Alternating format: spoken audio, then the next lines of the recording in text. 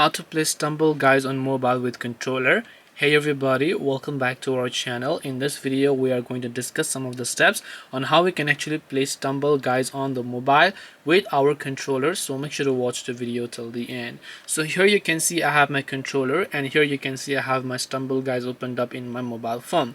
So first of all, what you have to do is, whether it is a wireless one or whether it is a cable one, you can simply use and plug in using the OTG cable to your phone, and make sure that your controller is connected. And once your controller is connected, you'll find some of the options to play with your Stumble Guys. All you have to do is tap this gear icon over here from the top right like this.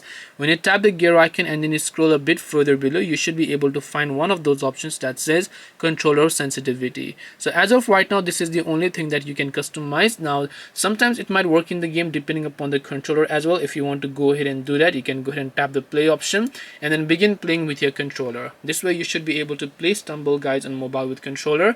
Hope this video was helpful. If you have got any questions, feel free to leave them down below. Thank you for watching till the end of this tutorial, and see you soon in the next video.